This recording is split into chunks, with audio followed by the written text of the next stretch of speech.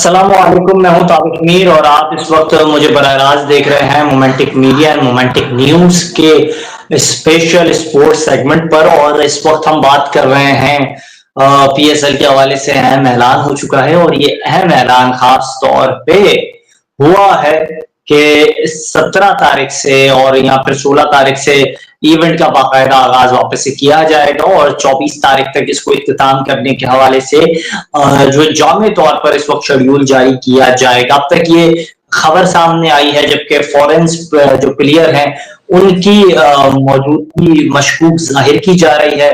दूसरी जानिब भारतीय खिलाड़ी जो है उनकी जानिब से रिटायरमेंट का ऐलान किया जा रहा है। तो एक जानिब आप देखें बयानुल मरसूम और इसके बाद हिंदुस्तानी फौज के मुताबिक लोग जो हैं वो रिटायरमेंट का ऐलान कर रहे हैं, तो दूसरी जानिब भारतीय खिलाड़ी जो है वो भी रिटायरमेंट का ऐलान कर रहे हैं। इन तमाम तर गुफ्तगू पर बात करने के लिए हमारे साथ मौजूद हैं हाफिज अहमद अली। हाफिज, बहुत शुक्रिया आपका कीमती वक्त देने के लिए। क्या कहेंगे इस वक्त पीएसएल के हवाले से, आपके पास क्या खबर है? तावशी बिल्कुल जैसे आपने अपने इंट्रो में बताया 16 या 17 से पीएसएल का आगाज होने जा रहा है। दोबारा जो है ना पीएसएल की रौनकें बहाल होने जा रही हैं। जो 25 को जो है ना फाइनल होगा लाहौर कदाफी स्टेडियम के अंदर। लेकिन थोड़ी सी मुश्किलात का सामना करना पड़ेगा फ्रेंचाइज को। यहाँ पे कुर्बानियाँ दी हैं इस जंग के अंदर। देखें हमारी आर्मी ने कुर्बानियाँ दी हैं, कुछ हमारे शुहदा भी हैं और सबको जो है ना उनको तो सलूट करती हैं, उनके लिए हम दुआ भी करते हैं, अल्लाह पाक उनके दर्जात जो है ना बुलंद फरमाए। उसके बाद आते हैं हम फ्रेंचाइज के ओनर्स के ऊपर कि वो किस तरह टैकल करते हैं अपने फॉरेन प्लेयर्स को, किस किस प्लेयर को वो ला पाते हैं कि नहीं। आपको याद होगा कि पीएसएल का जब एक फाइनल होना था लाहौर के अंदर, तो पेशावर ज़ल्मी के तब के कप्तान डैरन समी जो आए थे यहाँ पे खेलने के लिए और उन्होंने तमाम पाकिस्तानियों के दिल जीत लिए थे। तो इसी तरह जितने भी फॉरेन प्लेयर्स आएंगे एक दफा दोबारा फिर जो है ना तमाम पाकिस्तानियों को दिल जीत लेंगे। और सिक्योरिटी का तो आपको पता है, उनको इतना तो उनको ट्रस्ट और यकीन है कि जितनी सिक्योरिटी हमें यहाँ पे पाकिस्तान में मिलती है, जब भी कोई प्राइम मिनिस्टर किसी दौरे पे जाता है उतनी सिक्योरिटी जो है ना उसको दी जाती है। अगर हम बात कर लें लास्ट मुलाकात जो मोहसिन नकवी साहब की मुलाकात हुई थी फॉरेन प्लेयर्स के साथ, तो हर प्लेयर के साथ उनकी अलग-अलग मुलाकात हुई थी। तो तमाम प्लेयर्स ने जो है ना इत्मीनान जाहिर किया था, उन्होंने कहा था हमें कोई प्रॉब्लम नहीं यहाँ पे। तो मेरे ख्याल से कुछ 1-2 या 3-4 कुछ प्लेयर हो सकते हैं जो इस बात पे मतलब कि ये कह दें कि हम जो है ना दोबारा पाकिस्तान में अभी नहीं आएंगे। थोड़ा मेंटली आपको पता है इंसान डिस्टर्ब हो जाता है, तो वो तो फिर आपको पता फॉरेन प्लेयर्स और गोरे हैं वो जल्दी ज़्यादा डिस्टर्ब हो जाते हैं। तो इतनी बड़ी कोई बात नहीं है। उनकी रिप्लेसमेंट पे हम Zimbabwe, Sri Lanka, West Indies, Bangladesh से हम प्लेयर्स जो है ना पिक कर सकते हैं। तो हर फ्रेंचाइज के लिए थोड़ा सा मुश्किल है, लेकिन करना पड़ेगा उनको। इस टाइम देखें सबसे पहले तो पाकिस्तान है, बाकी चीज़ें बाद में है। तो मेरे ख्याल से मुल्तान सुल्तान के लिए जो है ना मुश्किलात नहीं है, क्योंकि वो तो आपको पता है कि पीएसएल से बाहर हो चुकी है। और मुझे नहीं लगता कि मुल्तान सुल्तान का कोई एक फॉरेन प्लेयर भी आएगा, वो अपने नेशनल प्लेयर के साथ ही अपना लास्ट मैच खेलेंगे। बिल्कुल, आपने दुरुस्त फरमाया। अच्छा, इस वक्त अगर फॉरेन खिलाड़ी नहीं आते तो इसके मुतबादिल पे कोई हमारे पास हिकमत अमली मौजूद है? जिस तरह हमारी एयरफोर्स के पास तो तमाम हिकमत अमली मौजूद थी, हमारी अफवाज के पास मौजूद थी, वो हमने देखी बर वक्त बयानुल मरसूम में भी देखी, उसके बाद भी हमने देखी और अभी भी हम देख रहे हैं कि तमाम प्लान आगे भी मौजूद हैं। तो इस तरह क्या जो हमारे पीसीबी है उसके पास कोई प्लान मौजूद है? ताविशी बिल्कुल बड़ा अच्छा सवाल आपने किया। देखें दो चीज़ें हैं। एक चीज़ तो ये फ्रेंचाइज के लिए कि फॉरेन प्लेयर्स जो अभी पीएसएल छोड़ के गए हैं, अगर वो नहीं आते तो उनकी जगह पे आप अपने नेशनल प्लेयर्स को खिला के ही पीएसएल जो है ना इख्तिताम पजीर कर सकते हैं। एक ये भी ऑप्शन है, लेकिन मेरे ख्याल से ये ऑप्शन जो है ना कोई इतना अच्छा ऑप्शन नहीं है। आपको फॉरेन प्लेयर्स कुछ ना कुछ लाने पड़ेंगे। हाँ, वो बड़े नाम नहीं आते। तो जैसे मैंने पीछे बताया कि आप श्रीलंका, वेस्ट इंडीज, सबसे अच्छा ऑप्शन है बांग्लादेश। देखिए बांग्लादेश की टीम वैसे भी पाकिस्तान आ रही है, 5 T20 मैचेस खेले हैं, 2 मैचेस फैसलाबाद में है, 3 मैचेस यहाँ पे लाहौर कदाफी स्टेडियम के अंदर है। तो उनके प्लेयर्स को आप यूटिलाइज कर सकते हैं, इंटरनेशनल प्लेयर हैं। फिर आप श्रीलंका में जा सकते हैं। हमेशा हमने श्रीलंका का साथ दिया। आपको पता जब कशीदा हालात है श्रीलंका के अंदर, कोई टीम भी वहां पे जाने के लिए तैयार नहीं थी, लेकिन पाकिस्तान वो वह टीम थी जो श्रीलंका गई और खेल के वापस भी आई। फिर हम इसी तरह वेस्ट इंडीज में चले जाएं तो वेस्ट इंडीज के भी जो है ना हम प्लेयर पिक कर सकते हैं। मैं आपको एक और बात बताता चलूं, यूएस से जो भी वर्ल्ड खेला है जिसने हमें तारीखी जो है ना वो शिकस्त दी थी, हम उनके प्लेयर्स भी पिक कर सकते हैं, हम आयरलैंड में भी जा सकते हैं। तो प्लेयर्स की कमी नहीं है मेरे ख्याल से, जितनी ज़्यादा क्रिकेट हो चुकी है। हाँ, आप अपने फॉरेन प्लेयर्स जो लेने हैं ना, तो आप कहीं से भी उठा सकते हैं और ये ज़रूरी है। खास तौर पे उन टीम्स के लिए जो टॉप 4 के लिए क्वालिफाई करेंगी, कि उनके लिए जो है अपने 4 से फॉरेन प्लेयर्स उनको जो है ना पिक करने पड़ेंगे अगर उनके ये प्लेयर नहीं आते, क्योंकि इसके साथ पीएसएल की खूबसूरती बढ़ जाएगी। अगर दूसरी जानब देखिए आईपीएल के अंदर फॉरेन प्लेयर्स आते हैं ना, जहां मुझे नहीं लग रहा कि नहीं आएंगे, मिचेल स्टार्क ने आने से इनकार कर दिया है और बड़े नामों ने आने से वहां से इनकार कर दिया। डाउड मिलर ने भी ये कहा कि वो मुश्किल ही आएंगे दोबारा अब इंडिया के अंदर इस साल जो आईपीएल खेलने हुए। तो अगर उधर फॉरेन प्लेयर्स अगर आ जाती हैं तो पाकिस्तान में नहीं आती, तो आपको पता है तो ये टॉप ट्रेंड बन जाएगा। तो दोनों लीग्स के अंदर जो है ना फ्रेंचाइज के मालिकान के लिए कड़ा इम्तिहान है, वो किस तरह टैकल करते हैं अपने प्लेयर्स को, किस तरह वापस अपने मुल्क में लाते हैं और दोबारा लीग का आगाज होता है। बिल्कुल, ये एक बड़ा अहम आपने जो है बयान अपने सामने रखा है और इस पर की खबर भी दी है। साथ साथ मुझे ये भी बताइएगा, इस वक्त आप कौन सी वो 4 टीमों को देख रहे हैं जो क्वालिफाई कर रही हैं पीएसएल के अहम राउंड के लिए, 7वीं राउंड के लिए, सेकंड राउंड के लिए? ताबिश में सबसे पहले तो क्वेटा ग्लैडिएटर तो क्वालिफाई कर चुकी है, उसके बाद इस्लामाबाद यूनाइटेड का भी एक मैच रहता है। अगर हम बात कर लें कराची किंग, तो कराची किंग भी मुझे लग रहा है कि क्वालिफाई कर जाएगी। तो थोड़ी मुझे डाउट जो लग रहा है ना, वो थोड़ा सा मुझे लाहौर कलंदर का डाउट लग रहा है। और इनके साथ अगर हम इस्लामाबाद यूनाइटेड की बात कर लें, इस्लामाबाद यूनाइटेड का भी लास्ट मैच है। जिस तरह इस्लामाबाद यूनाइटेड ने अपना आगाज किया था, इख्तिताम उतना ज्यादा ही उन्होंने बुरा किया अपना। पहले 5 मैचेस वो जीते हैं, 4 मैचेस वो हार गए हैं। देखिए कॉम्बिनेशन मुझे नहीं समझ आ रही कि उनका कॉम्बिनेशन एकदम से खराब कैसे हो गया। पहले कप्तानी शदाब खान कर रहे थे, उसके बाद सलमान अली आगा कप्तानी कर रहे थे। देखिए कुछ उन्होंने खुद ब्लंडर्स किए, वो कहते हैं अपने पाँव पे खुद कुल्हाड़ी मार देना।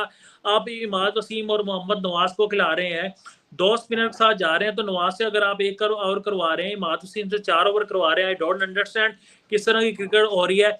आजम खान से कभी आप ओपन करवा लेते हैं, सलमान अली आगा कभी 2 डाउन आ जाते हैं, कभी 1 डाउन आ जाते हैं, कभी आप मोहम्मद शहजाद को 1 डाउन भेज देते हैं। कि मुझे उनके माइंडसेट की समझ नहीं आ रही कि वो करना क्या चाह रहे थे अपने लास्ट 4 मैचेस में। उनको खुद समझ नहीं आ रही था। आपको याद होगा लास्ट मैच जो पिंडी के अंदर हुआ है, क्वेटा ग्लैडिएटर ने जिसने सबसे हाईएस्ट जो है ना स्कोर किया है इस पीएसएल के अंदर, एक इनिंग में 200 हमें देखने को नजर आया है, जिसके अंदर एक रोसो का 100 और उनके साथ साथ हसन नवाज का 100। उस मैच के अंदर मैंने देखा कि मोहम्मद नवाज शदाब खान के साथ जो है ना वो बाउंड्री पे खड़े होकर थोड़े इस तरह के जुमलों का जो है ना वो तबादला हो रहा है, जैसे वो उनके साथ लड़ रहे हैं किसी बात के ऊपर। तो मुझे लग रहा है उनकी टीम का उस तरह कॉम्बिनेशन नहीं बन रहा जो किस्तों की उनकी वजह बनी है जो 4 मैचेस वो हारे हैं। अगर हम लाहौर कलंदर के ऊपर आ जाएं तो लाहौर कलंदर के भी 9 मैचेस होंगे, उनका एक लास्ट मैच है और बड़ा इंपॉर्टेंट मैच है पेशावर ज़ल्मी के साथ। पेशावर ज़ल्मी के 8 पॉइंट हो चुके हैं। पेशावर ज़ल्मी अगर अपने दोनों मैचेस जीतती है, ऑटोमेटिकली वो क्वालिफाई कर जाएगा सुपर 4 के लिए। अगर लाहौर कलंदर पेशावर ज़ल्मी से मैच आ जाती है तो 9 पॉइंट के साथ उनका पीएसएल में सफर इख्तिताम पजीर हो जाएगा। बड़ा अहम मैच है वो। और एक सबसे इंपॉर्टेंट आपको बताता चलूं, पेशावर ज़ल्मी के कप्तान बाबर आजम के बारे में खबर आई थी कि वो इंजरी का शिकार हो चुके हैं, और मेरे ख्याल से जो है ना वार उनके लिए ठीक रही है। जो 5-6-7 दिन का उनको गैप मिल गया है, और मुझे लग रहा है कि अल्हम्दुलिल्लाह वो फिट हो गए, वापस वो अपनी टीम को ज्वाइन कर लेंगे और हमें वो जो है एक्शन में भी नजर आएंगे। तो ये थोड़ी सी ना वो कहते हैं ना पंजाबी में खिचड़ी सी पकी हुई है, कुछ कह नहीं सकते। क्वेटा ग्लैडिएटर सेफ जोन में है, वो क्वालिफाई कर चुकी है। उसके बाद अगर हम बात कर लें इस्लामाबाद भी बाहर हो सकती है। अगर कराची किंग में मुझे लग रहा है कि सेफ जोन में है। मुकाबला 3 टीम्स में है, पेशावर ज़ल्मी, इस्लामाबाद यूनाइटेड और लाहौर कलंदर के दरमियान कांटेदार मुकाबले होने वाले हैं। जो लास्ट 8 मैचेस होने वाले, एक मैच निकाल के जो मुल्तान सुल्तान का मैच। ये तमाम तो सिनेरियो हमने देखा, लेकिन तमाम सिनेरियोज के बाद एक जानिब जो है पीएसएल की बड़ी बात की जा रही है, आईपीएल पर खामोशी अब तक है। आईपीएल के हवाले से कोई खबर है या फिर इस वक्त हिंदुस्तानी हुकूमत अपनी सियासी हिकमत अमली में इतनी मसरूफ है कि वो आईपीएल को कहीं भूल गए? जराए तो ये बता रहे हैं कि जो बैनुल अक़वामी खिलाड़ी हैं वो इस वक्त आईपीएल खेलने के लिए हिंदुस्तान आना नहीं चाहते, कोई दिलचस्पी का इजहार नहीं कर रहे हैं, जबकि भाई उन्हें माली तौर पर जो है रकम दी जाती है। बिल्कुल ताबिश भाई, जिस तरह आपने देखा है कि लास्ट मैच धर्मशाला के अंदर दिल्ली के और पंजाब का जो मैच कैंसिल हुआ था, जो उन्होंने मैच खत्म करके बाई ट्रेन अपने तमाम प्लेयर्स को दिल्ली पहुंचाया था। उसके बाद वो तमाम प्लेयर्स अपने अपने जो है ना वो कंट्री वापस चले चुके हैं। और उसके बाद देखिए उनके लिए भी काफ़ी ज़्यादा मुश्किलात का सामना, उन्होंने अनाउंसमेंट उन्होंने भी कर दी है कि आईपीएल दोबारा हो रही है। वो भी मेरे ख्याल से सेम डेट है, हमारी भी 16-17 ही है, तो उनकी भी तकरीबन 16-17 ही है। और 3 जो है ना नेक्स्ट मंथ की 3 को उनका फाइनल होने वाला है। और यही उन्होंने शेड्यूल जारी किया है जो सेम हमने शेड्यूल जारी किया है। लेकिन थोड़ी मुश्किलात वहाँ पे जो आ रही है ना, जो स्टार प्लेयर्स हैं, अगर हम बात कर रहे हैं डेविड मिलर की, बात कर रहे हैं मिचेल स्टार्क की या अदर प्लेयर्स की, जो बड़े नाम है वो थोड़े जो है ना हिचकिचा रहे हैं कि हम किस तरह दोबारा भारत में जाएं, क्योंकि वो सिनेरियो देख के आए हैं कि होता हुआ मैच उन्होंने बंद करवा दिया और मिचेल स्टार्क दिल्ली की जानब से ही खेल रहे हैं। तो जिस तरह वो वापस गए, वो डर अभी भी उनके माइंड के अंदर बैठा हुआ है कि हम किस तरह जाएं। देखें, जो भी बात है, वापस आना, अपना मुल्क छोड़ के, अपनी फैमिली छोड़ के आप इस मुल्क दूसरे मुल्क में जा रहे हैं, और वहां पे आप किस तरह कंसंट्रेट करेंगे। जितना मर्जी आप वो कह दें कुछ भी नहीं होगा, दिस एंड दैट, लेकिन फिर भी वहां रह के 100% देना थोड़ा मुश्किल होगा। आईपीएल के अंदर भी मुझे लग रहा है बड़े नाम हमें जो है ना लास्ट मैचेस के अंदर दिखाई नहीं देंगे। वो भी अपने उन्हीं प्लेयर्स को खिलाएंगे जो उनके प्लेयर्स पहले खेल रहे थे, या वो भी वहां से पिक करेंगे। अगर हम बात कर लें श्रीलंका, बांग्लादेश या वेस्ट इंडीज की बात कर लें, खासतौर मुझे लग रहा है कि मोस्टली प्लेयर्स जो है ना वो वेस्ट इंडीज से पिक कर लेंगे। वेस्ट इंडीज या श्रीलंका से वो प्लेयर्स पिक करके अपनी लीग का जो है ना वो इख्तिताम करेंगे। बिल्कुल, और आपने बिल्कुल ठीक कहा कि जिस मुल्क की खुद की जो है स्कोर अच्छा ना हो, 6-0 जिसको मात मिली हो, वहां बैनुल अक़वामी खिलाड़ी आने से बहुत घबराएंगे, क्योंकि 6-0 तो दुनिया ने देखा है।